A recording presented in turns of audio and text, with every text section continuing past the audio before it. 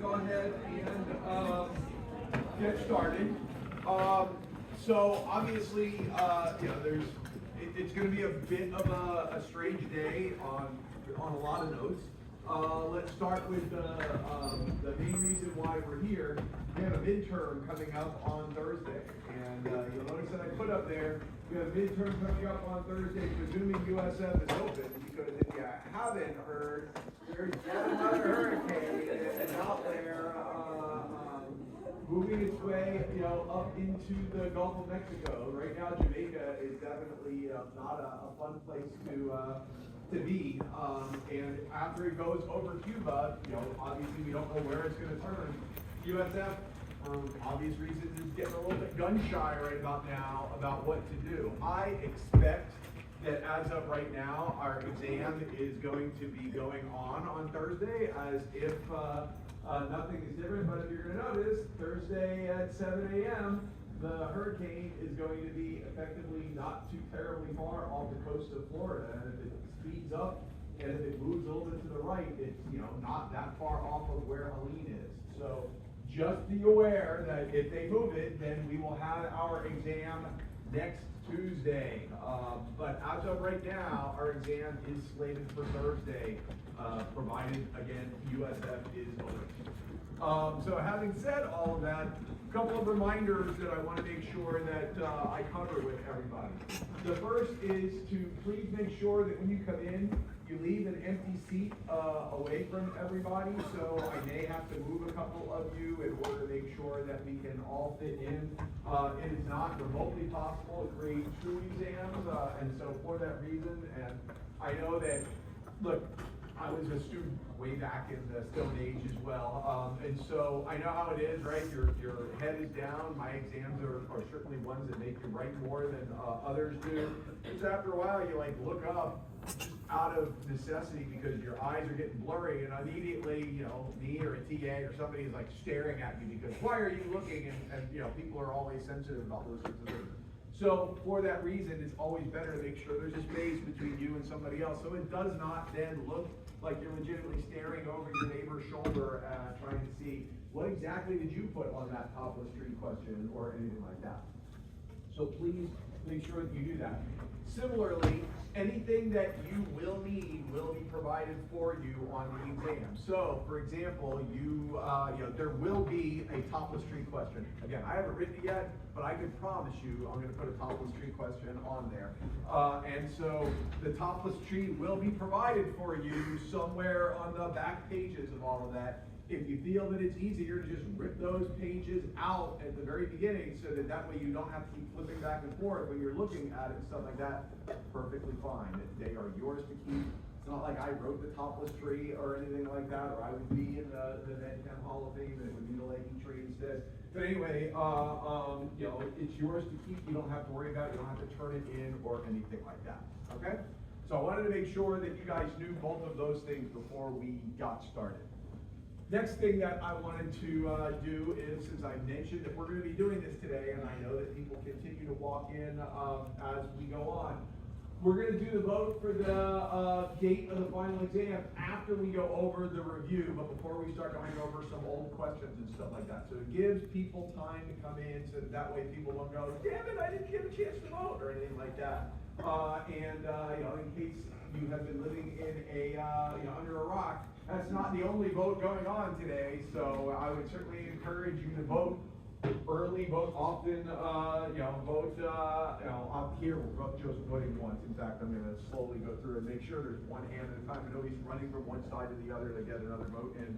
May not be particularly close, I really don't know which way you guys are gonna go on this, but we'll talk about that when we get to it. So, having said that, I wanted to go on and just cover just a review of the topics that we've talked about since our last exam that I consider to be fair game. And you can ask your questions now, or after we go over the questions that all of this, you can ask your questions then. I will have all of that. By way of reminder, and I didn't put a slide for this because I didn't think about it until just now. Tomorrow, I have office hours scheduled normally from 2 to 3 in my office, which is in Chemistry 205E. Chemistry 205E has 3 chairs and it's not particularly large. So I have reserved Chemistry 201, which is a conference room that has at least 30 chairs, so we can definitely fit people in there. And I reserved it from 2 to 4 p.m. tomorrow. So I will be in there starting at 2 o'clock for my normal office hours and go until the earlier of people are done asking questions and there's nobody there, or 4 o'clock. Whichever, if I'm going till 4 o'clock, then I have to wrap up at 4 o'clock. But if I'm not going until 4 o'clock at my 3:15, everybody's done and leaves, I'm not going to just sit there and twiddle my thumbs for 45 minutes. So don't think that you can just necessarily show up at 3:15 and there's no guarantee I'll be there. But if people are there, I will be there from 2 to 4 to answer any questions that I can, other than, so what's on the test, right? So anyway, I will be holding those office hours tomorrow from 2 to 4 to up till 4 in Chemistry 201, not Chemistry 205. It's right down the hall. It's not like it's that confusing or anything like that. Okay, so with all of that as a preamble, I wanted to sort of go over the review of what we've talked about since the last exam. Now, a couple people will ask immediately, isn't it cumulative? Yes, it's cumulative. You don't get to forget the stuff that we talked about on the first exam, but it's not going to be the focus of the first exam. So I will not be asking you to calculate anything about pharmacokinetics. I'll expect you to understand pharmacokinetics, but I will not be asking you specifically about what assays you would run, or how you would know whether something was a 2C9 inhibitor or anything like that. I do expect you to understand that, but it will not be the primary focus of what we're doing. We're going to focus on the material that we have covered since then. So, where we started off the last time, or where we left off the last time, was we were finishing up talking about all the formulations that it helped you improve pharmacokinetics. So, I do expect you to understand about formulation, about the things that go into making something suitable for pharmacokinetics, the excipients, the non-active ingredients that go into something. Particle size, how that can impact things like something becoming soluble and stuff like that. The morphology, things like the ability to go into powder diffraction to determine the appropriate type of compound that you have. The salt forms, how if you've got a compound that has a basic nitrogen or a carboxylic acid, you actually can use different salt forms that will help with pharmacokinetics and stuff like that. Then we moved on to, since this was all really part of ADME PK, we pointed out that there are a number of people who don't necessarily think about ADME, but ADMET or ADME tox. And so, even though it's not really part of pharmacokinetics, it is so become ingrained in pharmacokinetics as part of ADME that I include it there instead of later on when we actually get to things like preclinical tests before you can go into the clinic with a drug candidate. And really the primary tox driver that we care about is cardiotoxicity, and specifically cardiotoxicity because of inhibition of the human ether-a-go-go gene, or the hERG channel, which remember is an ion channel that leads to elongated QT times. And we talked about different assays that you can use in order to determine whether something is a hERG inhibitor, and know that every single drug that ever gets discovered from now until the end of time, they're going to have to determine how much of a hERG inhibitor that compound is. If the compound is too potent of a hERG inhibitor, it will not be approved as a potential human drug down the line. So then once we finished that, which was really all part of what are the assays we do in order to now to try to find drugs, then we talked about, okay, now that we have those assays in place, how do we find drugs? And we said that the first thing you do is you find a hit, your starting point from which you can then do any kind of lead optimization. And so we said that it hits a compound that meets a particular threshold that's set by the investigator. So, for example, for certain drugs, you might want a compound that's got an IC50 of 1 nanomolar, but those are usually things that you already know that there are plenty of things that might be, say, a 100 nanomolar inhibitor, so you're looking for something that's more potent than that.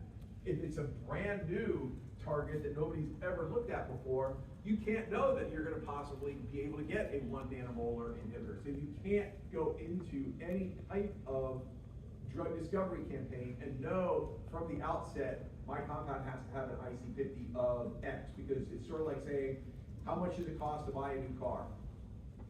Well, it depends. If I'm buying a Maserati, it's gonna cost a hell of a lot more than if I'm buying a Kia, right? So, you can't know what that answer is going to be at the start, which is why we don't set that number in the beginning. So then when you're trying to find a hit, we said there are really only 4 different places that you can find hits from. It's legitimately the only 4 places that you will ever get a hit from.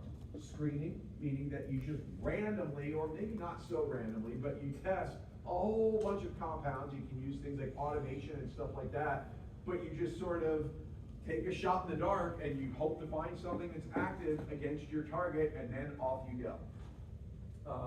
Modification of the standard. If you're going to be looking for a compound to find, to be active against a particular target, you need an assay usually in order to be able to do that. And if you have an assay, you usually have a standard that you know, because that's why we covered assays first. You have to have something that you know makes the assay work. And so if you've got a compound that does that, that might be a way that you can then start your drug discovery campaign. Because you're like, well, that works. Can I just make a change to that makes it more pharmacokinetically available, or that works in humans instead of rabbits, or something like that, right? Then the other 2 were literature, patent mining, and docking. And probably these are, all of them are pretty common, but we go into greater detail about each of those. So literature patent mining, or really data mining, is really somebody's already working on this. Legitimately, what I talked about at the very beginning, you're looking over your shoulder, what are they doing? Maybe I can do it better than they are. So that necessitated discussion of patents, and so we spent a fair amount of time talking about patents. I can promise you, again, having not written the exam yet, all I've done is try to come up with Taylor Swift related names to use for this one again. But I promise you there will be something about patents on the exam. Okay? So we had said that there are 4 different things that you can get claims for in any kind of a patent application. You can get composition of matter. You have now made something that nobody has ever made before. That is composition of matter. I created this thing, right?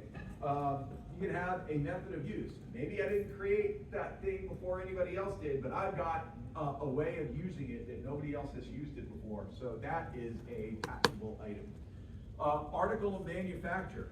Yes, not only did I make this new thing, but I came up with a new way of making that new thing, right? So that's why chemistry is such a big deal for patents, because all 3 of those are straight up what you do in drug discovery. Then the 4th thing that you can get a patent for is a device, which technically isn't necessarily something that we cover in drug discovery, but it certainly impacts healthcare, because things like those insulin detectors that you see that people use their phone with, or valve implants or pacemakers or things like that. Those are certainly health-related devices that you can get a patent for. Less appropriate for just necessarily straight-up drug discovery, but certainly things that impact medicine as well. So those are the 4 things that you can get a patent for.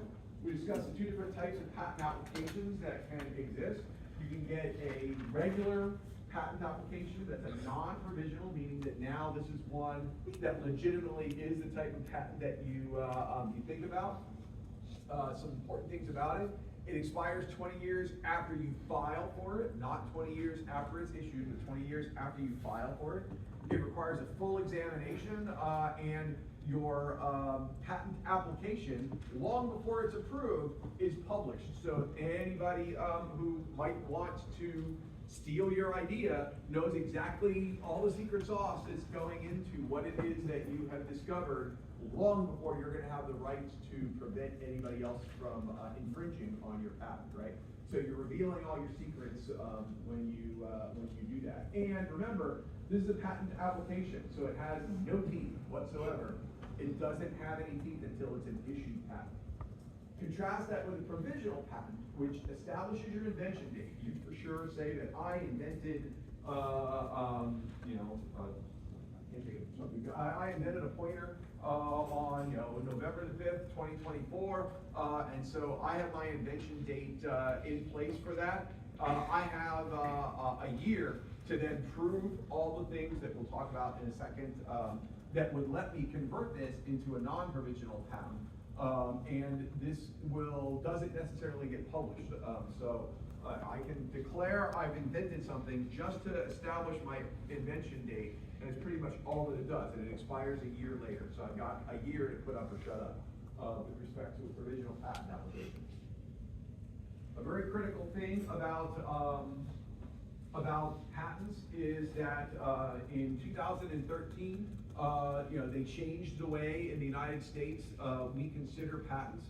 Prior to 2013, the first person to invent something is the one who has the right to be able to have a patent for it, not the first person to file for that patent. So what that means is if something was invented before 2013, even if they weren't the first one to apply for it, this law says that the first person to invent something, if they invented it before 2013, has the rights to a patent for it. Even though it could be 150 years from now, if they can prove that they invented it in before 2013, they have the rights to the patent, and not the person who necessarily filed the patent application first.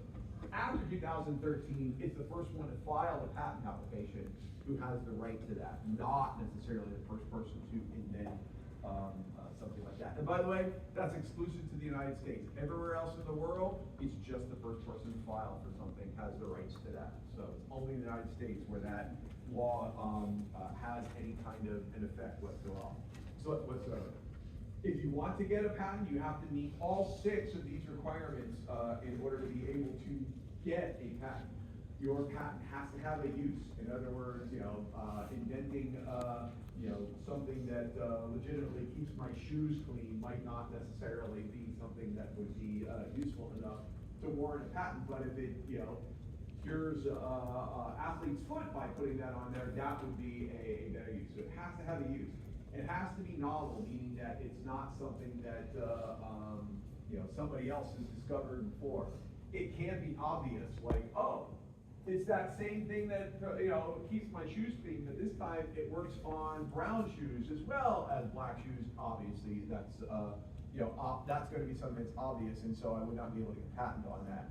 I have to provide a full written description that enables whatever it is that I'm doing in the best mode, meaning that I have to tell everybody else exactly what I'm doing, exactly how to do it, and I can't fudge about, oh yeah, you can totally get to Tampa Airport by walking, when everybody knows that you can also drive a car and get there a hell of a lot faster, right?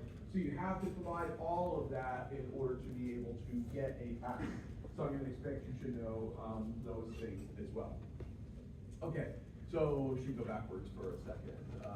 We said that, screening, we talked about modification of standard, we spent a fair amount of time talking about literature and patent mining, and then we said that docking is the other way that you can get this, where you don't necessarily have somebody else's work to go on or anything like that, but you have structural biology assets that are going to let you then use a computer to suggest which compounds you might start with a hit. And so we said that you get structural biology assets from 4 different places. You can get them from X-ray crystallography. You have the ability to effectively get something. You can get very high resolution, structures, which then tell you exactly where you presume the binding pocket is that you would want to then block or something like that. You can use protein NMR, which is less high resolution, but is perhaps the more favored one because it's in solution, so you actually can tell what the pocket is and what it looks like dynamically instead of just a snapshot of what it looks like. We talked about cryo-electron microscopy, which is perhaps one of the newest ways to do this, which is kind of a cross between X-ray crystallography and protein NMR. You're able to freeze out different poses of the structure and then use a electron microscope in order to be able to see the binding pockets, and so you can find the binding pockets that way. And then much more recently, we've come up with artificial intelligence ways of doing this using AlphaFold. So these are all 4 of the possible ways that you can get structural biology assets in order to be able to do that. Depending on how we're doing on time, when I get to a question on an old exam, I did it at a time when AlphaFold was sufficiently not a thing that, and I don't have the answer key up there, but it's funny, when I went back and looked at it, I was like, oh, well, now there's more than one answer to this question. So we'll cover that, maybe, depending on how we're doing on time here in a few minutes. Okay, so those are the 4 places that you can get a possible hit from. No one of them is perfect. In reality, each one is just sort of like, what do I have available and what are the things that I can use? So just like everything else we pointed out, there are drawbacks to each of those. Usually screening compounds are either like looking for a hit in an area that everybody and their brother has already looked for it, or if you're using natural products, a lot of times those natural products are ones that do not have good pharmacokinetic characteristics, because they're made by an organism that is not trying to figure out whether that chemical will be useful as an orally available drug or anything like that, right? Modification of the standard, a lot of times these are ridiculous to synthesize, and so it does not let us turn, which we'll get to in a minute, the sort of the wheel of death. You need to be able to make a lot of the analogs pretty quickly to do lead optimization. When you're doing literature patent mining, you've got to worry about the things that we all have to worry about, plagiarism, right? If I'm too close to what somebody else is doing, they're going to totally catch me, and I'm going to, get fired and certainly not pass my exam or anything like that, right? And then docking, usually your pockets are not, necessarily exactly like the crystal structure is. So a lot of times you can try to dock into something, and it turns out that is not reflective of what the pocket really looks like when you go to when the biomolecule, the enzyme or protein or what have you, exists in solution in real life. And usually the computer is just saying, yeah, I think this is going to bind really well, but it's a complete shot in the dark whether it's really going to work. So every one of those potential hit sources works. They're really the only ones that we have, but there is no one perfect way to be able to do all of that, right? So then, once we have our hits, we now turn our attention to making the hits better and turning them into drugs, right? So, a couple things that we do. First of all, anytime we get a hit, we have to confirm that it's real. So like for a docking thing, we don't even really know whether the thing binds to our compound. It's just the computer says it thinks it would bind to that compound. So we need to get that compound and test it to make sure that it really does bind to our target of interest. And perhaps more importantly, if we did it through screening and we pulled something out of a screening library and it said, yeah, the compound in B8 was active, I don't want to just go back to B8 and test it again. I better make sure that that thing is what we thought it was, so you should get it from a second source when you do that, right? Then you start trying to make new analogs, and usually the most important thing is make your easiest compounds first. Don't just automatically make things that are going to take you 8 months to make, because it's going to take you really long to be able to get there. And now you start to systematically change your molecule in order to try to figure out what the best compounds are. And so this is why we talked about the wheel of death. You figure out what your compound is, you synthesize it. Once you've synthesized it, you run it in all of your assays, activity, PK, and stuff like that. You take that data and it informs what the next new compound is that you should make. And you want to do this a whole bunch of times. You want to be able to make as many compounds as possible in order to try to find your drug candidate as quickly as possible, right? Talked about the different interactions that the molecule will make with its target, right? The 3 different bonding ones, covalent bonds, which are certainly the most energetically favorable ones, but also are not particularly common. There are a couple of covalent bonding drugs, but most of them engage in ionic bonds and hydrogen bonds, and these are the ones that make up most of the interactions of our drug candidates with our protein.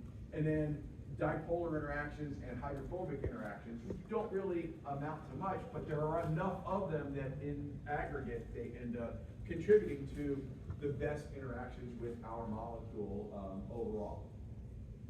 Talked about a bunch of different things that you try to do. You want to make one change at a time so that way you know, change this, it helped or hurt. Change that, it helped or hurt. You don't just randomly make a whole bunch of compounds and go, I hope I find a better one.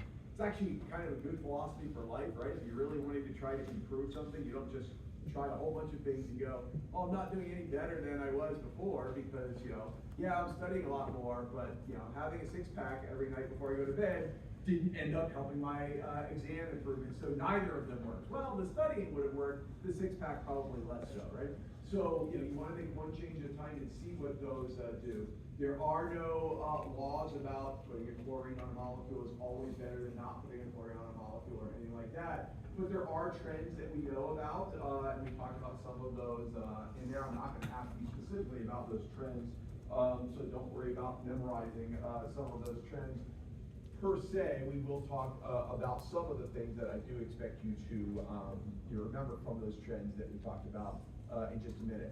Spent a fair amount of time talking about the topless tree, both the aromatic topless tree and the aliphatic topless tree. You can use the topless tree on pretty much any molecule, in any way, from aromatic rings and any aliphatic chain, and you can follow each of them until you find your most potent compound. The topless tree mostly focuses on activity, not pharmacokinetic profiles, and something to always bear in mind, activity is not the only driver for something becoming a drug, but for purposes of this, we're going to mostly be focused on activity. Talked about how the topless tree is really based on the Hansch equation, and while I will not ask you to calculate the Hansch equation, I want you to know the three things that go into the Hansch equation, specifically hydrophobicity, electronics, and sterics. And Hansch really just figured out that anytime you're trying to use a Hansch equation, you're just trying to figure out how important are the hydrophobics, how important are the sterics, and how important are the electronics, and you use the appropriate, fudge factor for each one of them, and you can develop a calculation that will then tell you, what other groups you might put on. We talked about a Craig plot, which just looks at hydrophobicity and electronics, and allows you to then just consider those two and figure out what the next compound is that you might want to make with that. If I have something that uses the Craig plot on the exam, I will provide the Craig plot on the back pages of the exam, so you don't have to memorize the Craig plot as well. Talked about computer-assisted drug design and how you can use quantitative structure-activity relationships, which is really what the Hansch equation does, in order to try to figure out what something is or is not going to work with. How that feeds into rational drug design, where the belief was, and for some people still is, that you can sit down on a computer and the computer's going to spit out, all right, based on this data, this is your drug, and then you can go make that drug. And so far in 2024, we've never gotten to the point where the computer has predicted what the drug is, but people are still trying to do that, and as AI moves on, we may eventually get to the point where a computer is able to do that. A spin-off of that led to SAR by NMR, which is actually the only way that you can do a drug discovery campaign without an assay, because now you can use NMR and determine whether a molecule is binding to your protein by looking at the protein NMR. And so you can get effectively binding constants and thus kind of make an assay out of NMR and thus be able to try to design drugs for that. So that has become kind of all the rage for undruggable targets, targets for which they've never been able to create an assay before. That led us into a discussion of Lipinski's rule of five, which are things like log P, molecular weight, number of hydrogen bond donors, number of hydrogen bond acceptors, and stuff like that. We talked about the modern inclusions that go into that, like log D, which is just the ionizable version of your drug, and usually we only think about log D at pH 7.4 for that. The number of rotatable bonds, hence the trend I was talking about before, floppier molecules tend to be bound to albumin and thus tend not to be such good drugs. And so you want to have less than 10 rotatable bonds. And the only one that doesn't fit within sort of the 5-10 multiplier, total polar surface area, generally want to have under 140 square angstroms of surface area for a drug to meet the sort of modern Pinsky's rules. From that, we talked about fragment-based drug discovery, where in fragment-based drug discovery, you take smaller molecules that bind to different parts of the binding pocket of whatever you're interested in, and then you effectively figure out a way of tethering those together to build a molecule that ends up becoming more selective, more potent, and so forth. Because you're building up from smaller molecules for fragment-based discovery, you use the rule of 3 instead of the rule of 5. You want molecular weights under 300. You want log P under 3 because you're probably going to be adding hydrophobic groups as you build that tether up there. And we introduced the notion of using click chemistry, where you couple an azide and an alkyne together in order to tether your molecules together. And furthermore, you can do that while they're bound to the enzyme or the protein that you're interested in, because that click chemistry is what we call bioorthogonal. It can be done in the presence of your protein, so that's how you can sort of find your hits using fragment-based drug discovery. Spend some time talking about organic synthesis, things like percent yields and stuff like that, and how the challenges of organic synthesis led to library-based synthesis, where by using things on solid phase, we can drive reactions to completion by using essentially 1,000 or 1,000,000 equivalents of our reagents, because we can get rid of the unused excess reagents without having to do purifications and stuff like that. That led us to discuss combinatorial chemistry, where instead of using sort of the slow approach to doing synthesis or a topless tree approach, you're like, you know what, screw that, I'm going to make every possible combination and then just find what my active compound is, right? So we talked about combinatorial chemistry, how you can use pooling or encoding strategies where you don't even have to run the same number of reactions as you do to make all the possible compounds that you want. You can use pools so that you ultimately make more compounds than the reactions that you ran. And furthermore, you can use encoding to figure out what the compounds are that are your active ingredients. If you don't want to do the chemistry on solid phase, because remember that solid phase chemistry requires you to use trichloroacetic acid to clean the molecules off of the solid phase, which destroys the molecules, and thus they don't have a real long shelf life.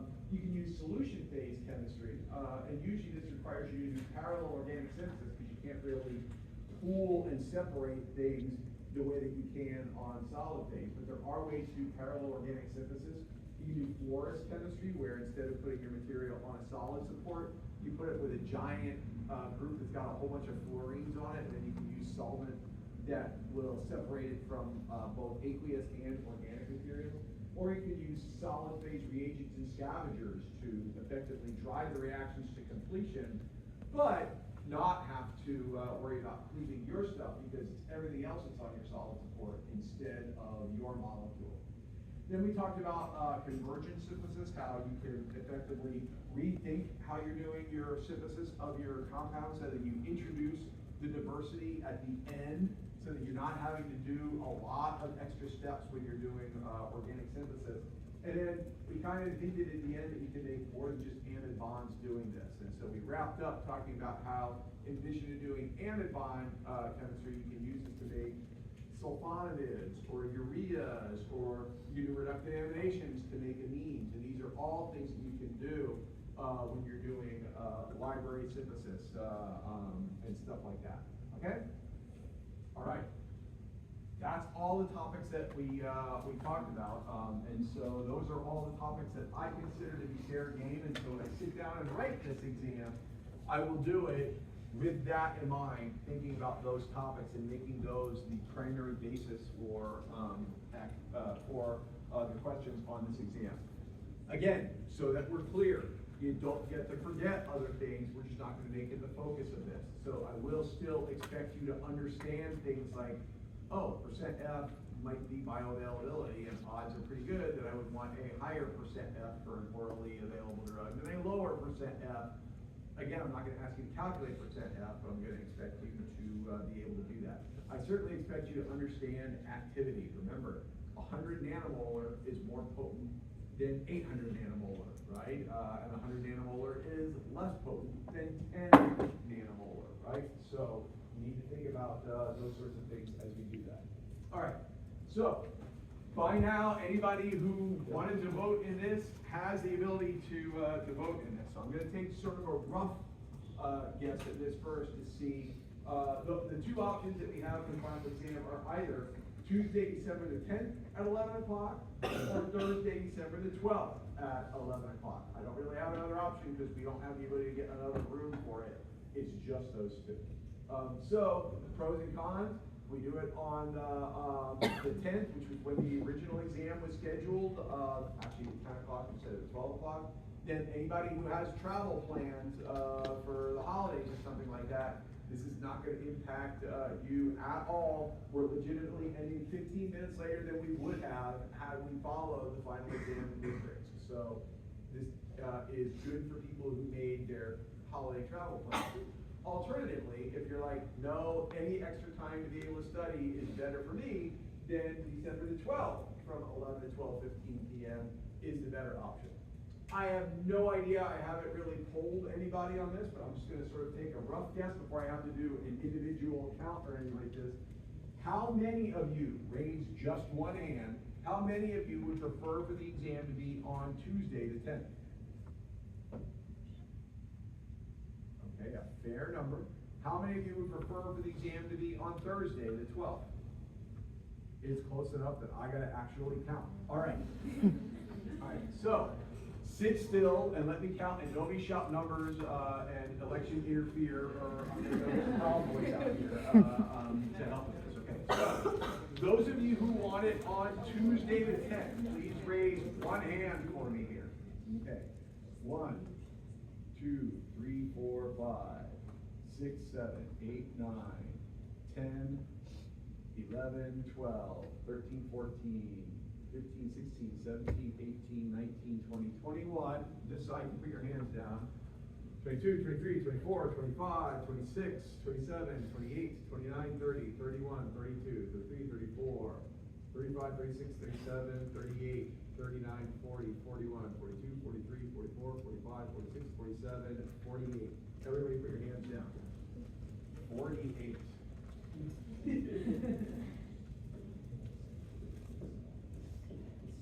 All right. Now, those of you who want it, and nobody needs to vote twice because that would just be stupid at this point. But those of you who want it on Thursday, please raise your hand. Okay, keep them up. Let me count. 1, 2, 3, 4, 5, 6, 7, 8, 9, 10, 11, 12, 13, 14, 15, 16, 17, 18, 19, 20, 21, 22, 23, 24, 25, 26, 27, 28, 29, 30, 31, 32, 33, 34, 35, 36, 37, 38, 39, 40, 41, 42, 43. In what is an amazingly close vote. Tuesday, December 10th, goes out.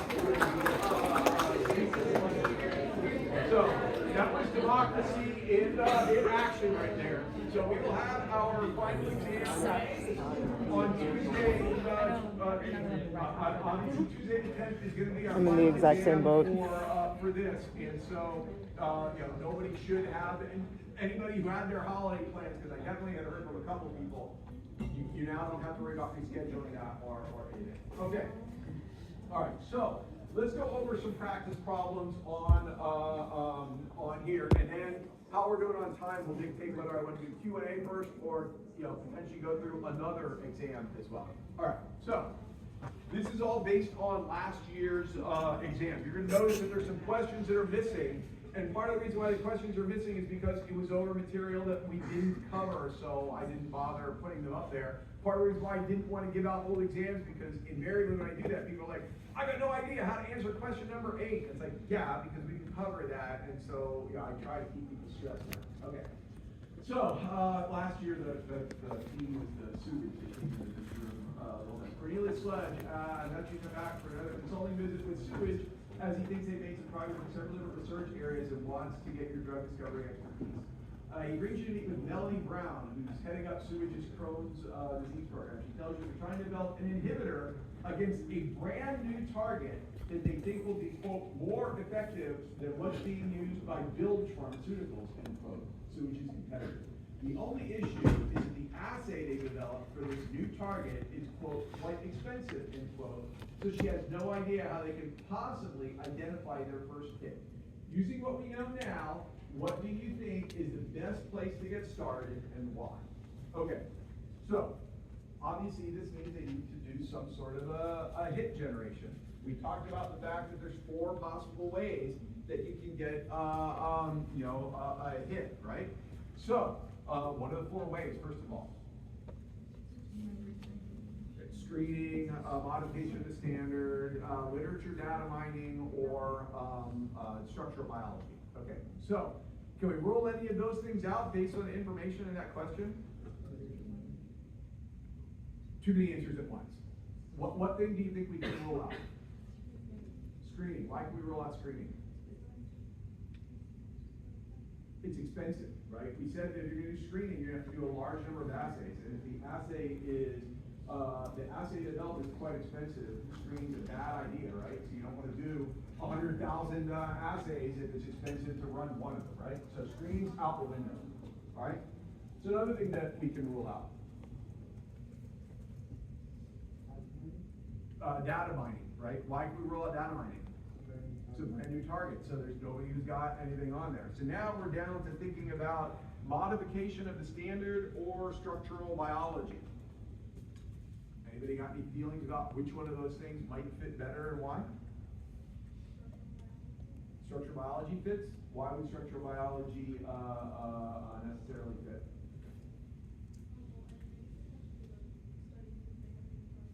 Right, you don't currently know if you have any structural biology assays. But you know you got an assay, right? We just said that the assay they developed for the target, so we know we got a standard in there, right? So modification of the standard is the best option for that, right? So that's an example. I'm obviously not going to use that question, but I can assure you there'll be something about those where you're going to have to go through and figure out, kind of rule out which one of those things fits so that one of my ways of doing that gets me the answer. Okay? All right. Next question.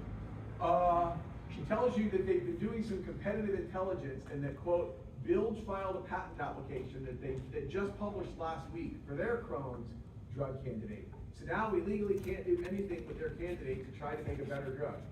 Is that true? Why or why not? Is it true? No. Why is it not true? It's just a patent application. So if it's a patent application, there is nothing that is issued at all. You are completely free and clear to use it in any way that you want until that patent is filed. So you can certainly modify it and see if you can come up with a better compound that hopefully is not obvious. I don't remember if that's a follow-up question or not, but that would be what we want to do. Both of you have questions, your hands are both up, so I'm not pointing at both of you, didn't I?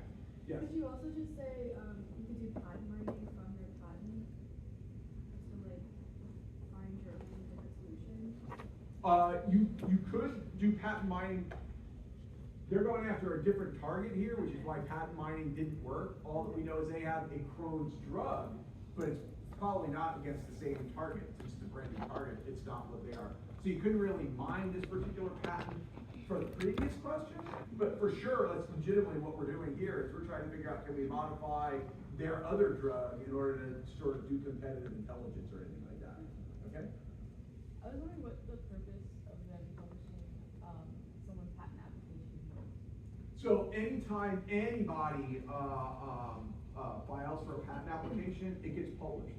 Part of the reason why it gets published is for somebody else to go, hey, that's totally bullshit. I discovered this 4 years ago, and here's my proof for it, right? So you're kind of doing what the patent agency's the patent agency's job for them. Because I assure you, if I had discovered something and then somebody else files a patent for it, and I already know that I had discovered it, I can 100% go in there and demonstrate that I had done that, right? Especially if it was before 2013, when I could actually then get the patent for that, right?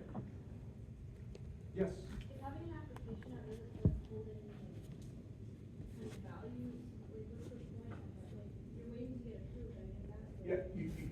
get it approved if you don't apply for it. Right, So- now everyone has access to it, and someone can quickly. Why some people don't file for patents. For example, the formula for Coca-Cola has never been patented. Why? Because they don't want anybody to know what the formula for Coca-Cola is, right?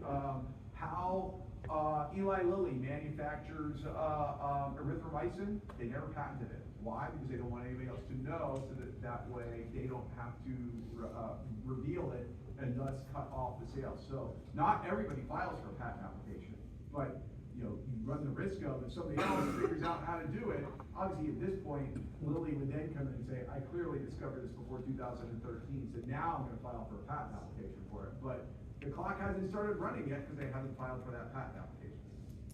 So do they get money if they file for a patent application? You don't have to have a patent to sell something, right? If I started making pointers like this, and I didn't patent it, I could still sell it, right? I don't have to have a patent to sell something. But if I patent something or file the application, some other maybe bigger companies can buy it, my patent application? And For then sure, later- right, and more importantly, if I discuss, like, for example, TiVo, the whole digital video recorder, they filed for a patent for that, and, it took a while before other companies were able to come in and say, yeah, I can totally do this without using their patent anymore. But for a while, TiVo was a pretty big company because they were the only ones who had a patent for it, so it keeps other people from just coming in and stealing your idea. I thought I had seen it, oh, yes, I did see it. Sorry, just to clarify, so now the law is that if you're the first event, you get the credit? No, now the law is if you're the first to file for a patent application, you are the one who gets declared the inventor for that, and the clock starts on you. Before 2013, it was the first one to invent it, not the first one to file for the patent application. So, that's why that law change was such a big deal, that it impacts it. And by the way, even though you would think that, well, by 2033, we don't have to worry about that anymore, but for the erythromycin example, or the Coca-Cola formula example, they clearly discovered it before 2013, so that's not going away. So that will always be a date that will be an important one for patents, no matter what, yes. So because of that change in 2013, it gives people the incentive to file for patents, to Yep. have the invention and the credit. Yep, that's exactly right. Yes? So if someone files for a patent, like let's say today, and then someone else tomorrow files for the same thing, is it guaranteed that the first person will be approved first? No, it's not guaranteed that they will be approved first. In fact, I used the discovery of CRISPR as an example of that, right? So the original people who found CRISPR, they filed for the patent before the people from the Broad Institute, figured it out just for mammalian cells. And so because the original people filed for a patent that had all of these claims, it was not issued yet before the Broad people who just filed it for mammalian cells got their patent issued, and then they turned around and sued the people who actually originally discovered it, saying that they were infringing on their patents, right? Yes? So I have a question about that. Let's say that the original patent that gets accepted, what are the legal implications of that? The legal implications would be that the first people who have the claims that are issued, you have the right to prevent somebody else from infringing on those. Let's say that now the CRISPR, I think the CRISPR one has been issued at this point for certain claims, but it's not going to be for use in mammalian cells because now those claims belong to the people of the Broad. So the claims are what matters, and the things at the end, whatever the patent office says, yes, these are the things that you invented, that we acknowledge that you've invented, and now you have the right to prevent anybody else from doing this. Okay, so even if I applied first, but one of my claims have been accepted by a later application, I can't just turn around and sue them. Once you get a claim by the patent office, you have the ability to sue. Well, first of all, you have the ability to sue anybody for anything. I could sue you right now for staring at me funny, right? I'm probably not going to go anywhere, but I'd have the right to do that. So nothing stops me from doing that. But if you got a granted, claim, you have the ability to go and legitimately, you know, sue somebody and say, I have this claim, a court has, or the patent office has granted me this claim, and so is now infringing on this claim. I have the right to sue them, and I've got pretty good legal standing to do that. Yes? So say you start researching something new and like you have to like dive through every single patent out there and figure out. Oh, yeah. It is. Welcome to the world of drug discovery. Yes? I'm struggling to see the benefit of the act for when you can do something like the Invent Act, because, I mean, I guess just from my, objective view, it seems like it should go to the person who invented it first. So part of the reason why is to avoid things like the Coca-Colas and the Eli Lillys from sitting on something and thus stilting the ability to progress things, right? So now, if you invent something and somebody else comes along and they invent it, you didn't file for a patent for it, you're SOL, right? There's nothing that you're gonna be able to do because after 2013, they filed for it first, you discovered it after the law was changed, and so now, exactly, right? So that's why. Okay, so, the next question up here was, given the information in this previous question, when can you guarantee that sewage would be able to use Bilge's candidate? So, based on the stuff that we just talked about, certainly less a matter of the American Invents Act, but when can you guarantee that sewage would be able to use Bilge's candidate? 20 years after Bilge filed for their patent application, is exactly right. So that's when you can guarantee, because then after 20 years after they file, not 20 years after it was issued, it's free and clear for anybody to be able to use it. Yes? I was thinking like before the patent gets approved and after 20 years after filing. Well, that's exactly right, but you don't know when the patent's gonna get approved, so that's why you can't say that you're guaranteed to be able to use it now. But I can guarantee 20 years from now, I can use that, because now it's already been disclosed, the patent has expired, and so now I can use it free and clear. Okay. Okay. Melanie tells you, quote, we hired a person who used to work at Bilge, and they told us that they struggled with their lead candidate because they predicted it would be toxic and too hydrophobic. Any ideas on why that is and how we could evaluate our compounds to avoid those problems? Okay, so before you answer, I would not ask you the hydrophobic one. This was clearly one that we had covered, hydrophobicity assays, but that's not on this one. So I kept it up here because the first part of that question is fair game for this, which is the toxicity one. But the hydrophobic one, I wouldn't ask you that, although I would hope that you'd be able to answer it, right? So let me just see. Why would they be worried about toxicity and hydrophobicity, and how would you evaluate that? What toxicity are we worried about? Cardio. Cardiotoxicity. What's the assay we're going to use? And one of the assays we can use, there's 3 different ones you can think of. Mumble, mumble, mumble. There's the patch clamp assay, but the one that usually most people remember is the rabbit heart assay, or the Langendorf assay, right? So that is the herd channel is what we're going after. So the assay is either physiology, patch clamp, or the rabbit heart Langendorf assay. You don't have to remember how to spell Langendorf. If you misspell Langendorf, I'm not grading for spelling. And they probably predicted it was going to be hydrophobic using C-log-P, but you could just use the log-P, the partition coefficient between octanol and water. That's one, like I said, I hope you would have remembered. I don't necessarily care. I will not be asking you what assay to use for hydrophobicity on this exam. Okay? But I put it up there because it was on the exam last time. Yes? If you just done HERG assays and didn't give any examples, would you still get credit? You'd gotten partial credit, but I wanted to know one of the assays in there, because I specifically asked you for the assays. So just a HERG assay, I was like, but what are the HERG assays, right? So yes. In terms of like just the context of the questions, are we assuming that it's a regular patent application and not a provisional? For the previous questions? Yeah. Yeah, all we know is that there's a patent application right now, yes. But regardless of whether it's a patent application or an issued patent, it may never get issued, in which case we would be free and clear to use it all the time.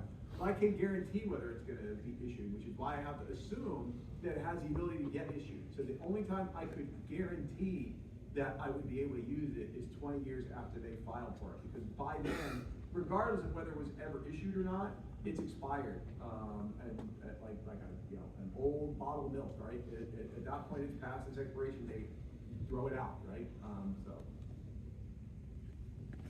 Okay, next question. All right, here's the one that, is the Topple Street question. He tells you, quote, "We're gonna get right on that," end quote, and hurriedly takes you to meet his boss, Lane Cable, who's in charge of Sewage's diabetes division. He's actively working on developing several different lean candidates that inhibit a glucose transporter. When you get to his office, he shows you the following hit compound, and says that they've identified, which has an IC50 of 1 micromolar. What compound would you suggest that Dr. Cable makes in order to initiate lead optimization strategies? All right, straight up Topple Street question. You've got a monosubstituted benzene ring. So what's the next compound that you're gonna make from the Topple Street? You've got a benzene ring over here. It's got a hydrogen at that 4 position. So the next thing that we make, regardless, we don't know what the activity is the 4-chloro compound. So that's the next compound that we make. That was legitimately, the answer to that was just that question, that compound. Anybody not understand that? You don't understand that. Okay, so remember, for a Topple tree, when you have any molecule that has a monosubstituted benzene ring, you start by making changes to that monosubstituted benzene ring by first making the 4-chloro analog. And then depending on what that activity is, it tells you what the next compound is that you want to make on that. So, this question didn't tell you what, by adding the chlorine, it didn't tell you. Wait, that's the next question. It just simply says, Okay. what's this compound is an IC50 of 1 micromolar. What's the next compound that you should make? The next compound that you should make is you should do the modification at that monosubstituted benzene ring by making the 4-chloro. Now, we don't yet know what the activity of that 4-chloro compound is, so all we can do is know what the next compound is to make. It's legitimately the first step in the Topple Street. I understand the question, I just wanted to know, did you want us to redraw the whole molecule? What's the mistake? It is easier for you to redraw it than to just draw chlorine on there. But if you're like, I ain't drawing that, then you can do it. And provided it's easy enough for me to discern, or Cameron, depending on who's grading this, probably gonna be me grading this. It is easy enough for me to discern, and by the way, when you see the next part of the question, you eventually are gonna have to draw structures. Sorry to tell you, it's a CHM class. There's chemistry involved in this class, right? You know, it's probably easier for you to draw it, but you know, the main thing is don't just write something on there and then be like, well, clearly this is what I meant. That ain't gonna cut it, right? So the only way you're gonna be able to guarantee that is to actually show me what the answer is and make it 100% abundantly clear that I can figure out what you get for that answer to be. Okay? I have a bunch of hands over here, so I'm gonna go up this way. So yes. Yep. You'll see. We'll get there. Yep. Can you just clarify why the CO in there to support ISC?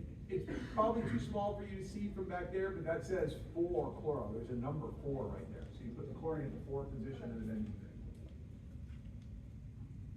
Oh, I saw it again. Okay. All right. So we want to make that 4-chloro analog. That was the answer to that question. All right. If that new compound has an IC50 of 500 nanomolar, what compound would you suggest that he makes next? This is the compound that was the new compound. This compound has an IC50 of 500 nanomolar. This compound had an IC50 of 1 micromolar. Is this compound more active, less active, or the same activity as 1 micromolar? More. Great. Awesome. Okay. So that is more active. So we go back over here. the 4-chloro compound is more active than the one without the 4-chlorine. So we're going this way. So that means the next compound that we should make, and it's too small for you to see, that says 3,4-dichloro. So we make that compound as the next one, which is why I said you probably have to draw it, because at a certain point, you can't just go make that one 3,4-dichloro and say, well, I don't know which one you're doing, so that's why you're going to do it. And it's especially important because the next part of it says, if that compound has an IC50 of 100 nanomolar, what is the next compound that we should make? Well, if it's, first of all, is 100 nanomolar more active or less active than 500 nanomolar? More. Excellent. You guys are going to crush this. So, if it's more active, we're going down the M pathway again, and so the next one is 3-trifluoromethyl 4-chloro. So that's the compound that we would make, okay? So that's how you use the topless tree in order to be able to figure out what the next compound is that you would make. Yes? Did you get that on the exam or not? Would I get what? Like the formula? The topless tree? Yeah. I promise you, there will be the topless tree on the back pages of the exam. And like I said, you don't have to, you can certainly go back and flip back and forth, or you can just rip the topless tree page off at the very beginning, and then when you get to the question where it's like, clearly, this is the one that it's meant for, you have it right there, you don't have to flip back and forth and argue with it. Okay? Everybody okay before we go on? By the way, we're not done with topless. There's one more question, and I'm going to even show you a graduate question that was on there so that you guys can sort of go, because the graduate students didn't like this question when I asked it last year either. But yes? So the smaller the nanomolar number gets, the more activity. Yes. Yes. If the number, the IC50, the concentration that I need to get 50% inhibition is lower, that means that it is more active, because it takes less of it to do the same amount of material, right? So think about it like I need to buy a new car, right? And that car is going to cost me $20,000. And I got to figure out, do I want to pay for that with $100 bills, $20 bills, $10 bills, or $1 bills, right? It's going to take me 20,000 $1 bills, but it's only going to take me, 1,000 $20 bills. $20 bill is more potent in this case; it's worth more than a $1 bill, right? The lower the concentration, the more potent that compound is. Okay. Okay. That's what I was Okay. because I was like. That's why I was asking, which of these are more potent, which of these are less potent, that sort of thing. Okay. By the way, just for kicks and giggles, supposing that I had said that, let's say I wrote this question, and your first compound was, let's say this wasn't a benzene ring. Let's say that was just ethyl that went off of there. And you were like, and I was like, all right, so all I have is this compound, I can't, and this pen sucks, so I can't, actually I have a different pen. Let's say that instead, our compound was, by the way, I'm just making this up on the fly here, so don't freak out. But let's say that instead, I had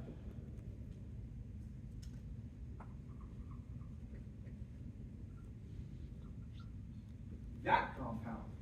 I said, that compound was a 1 micromolar, had an IC50 of 1 micromolar. And I said, what's the first compound that you would make, thinking of the topless tree? This is a more challenging one, I admit. Don't freak out on me here. This is more challenging, again, saying that ahead of time. But I asked you, I want you to think about using the topless tree in some way on this molecule, the aromatic topless tree, on this molecule. What's the first compound that you should make, and what would it do? Let's say that this thing had an IC50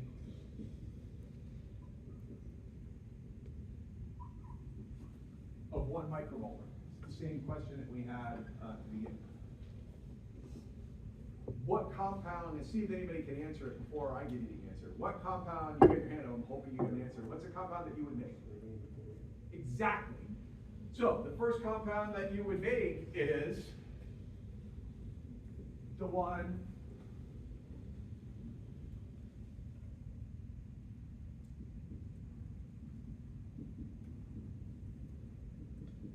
without the chlorine. So what that's going to do is it's 100% going to let you go right back into the topless stream. Because now if I make the one without the chlorine, and that has an IC50 equal to, we'll go the same way, 100 nanomolar, that now means that the R equals chlorine is less active than the R equals H. So I can go into the topless tree that way. So you don't have to start without with an unsubstituted benzene ring.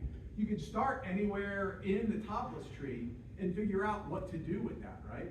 If that had been R equals methyl, then I would have made R equals chlorine. And I would have then known, all right, now I know which way to go and what to do, right? So you can use a topless tree more than just with R equals H. Again, that was a little more advanced in this question, and I'm not necessarily thinking of doing it, but it's the same way of using the topless tree. Okay? Yes? So as long as it has a chlorine, it will be okay? No. All that you need to do is you need to figure out where on this tree to start, right? With H, it's kind of like starting at the trunk and building up. But if R equals chlorine, you're on a branch, and then you can kind of go from there, right? So you need to find something on here that you can then start figuring out how to go on the topless tree, right? Okay, yes? Can you do the chlorine on this in the next step to show, would it go, not understand. I'm sorry? Can you do the chlorine on this in the next step of the top of the tree, see where you're going? Can I throw the chlorine on there for the next step? Like, say, so we're restarting the top of the tree basically with H, and now our next step is to go throw chlorine on. Oh, okay. So if I had these two, it doesn't matter which one I had first, really. But if I had these two, then you would go R equals H is 100 nanomolar. R equals chlorine is 1 micromolar. Chlorine is less active. So now I want to go this way. And so now the next thing that I would make would be R equals OCH3. And if R equals OCH3 was now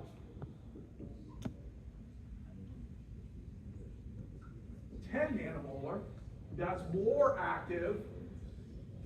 Now I would go to this, R equals dimethylamino. Okay? Yes?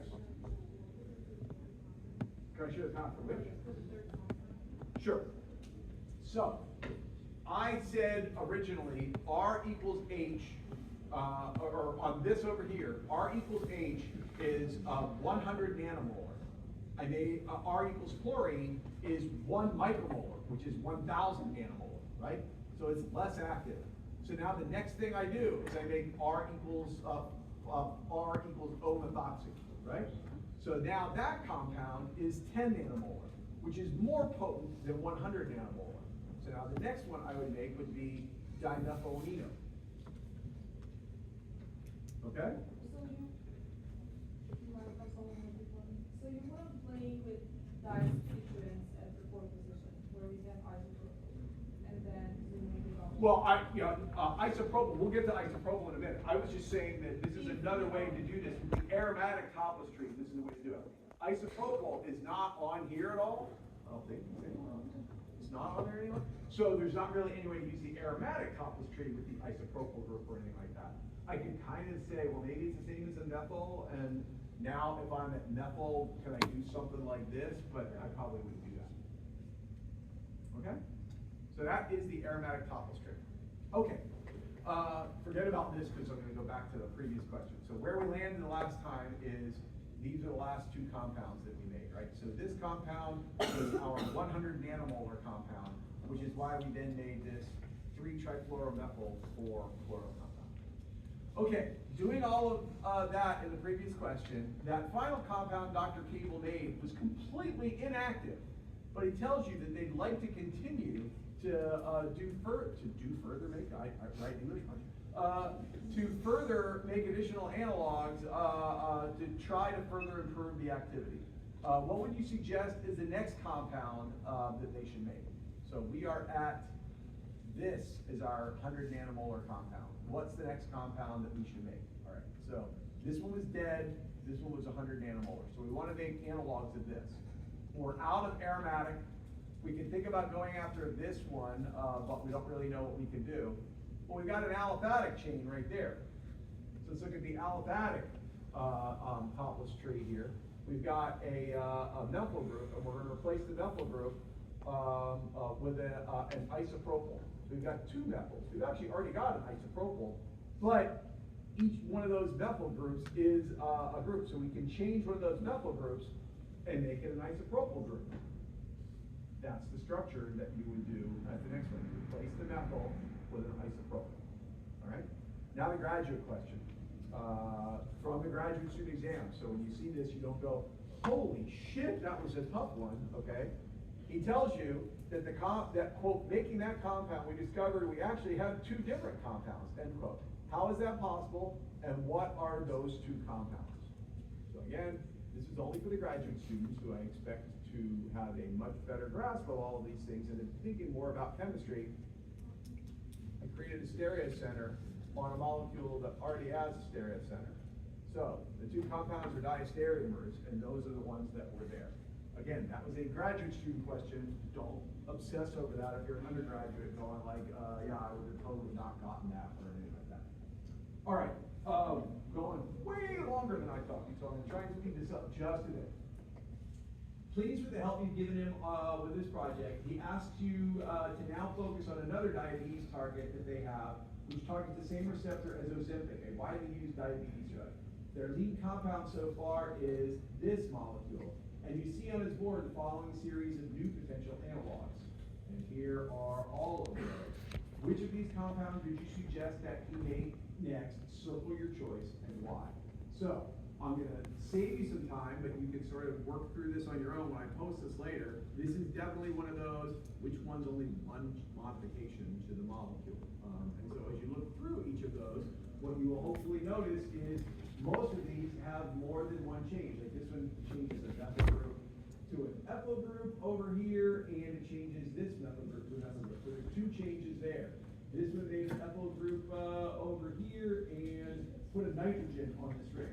So the only one that makes one change is that one right there, which is what I was looking for. Okay? All right.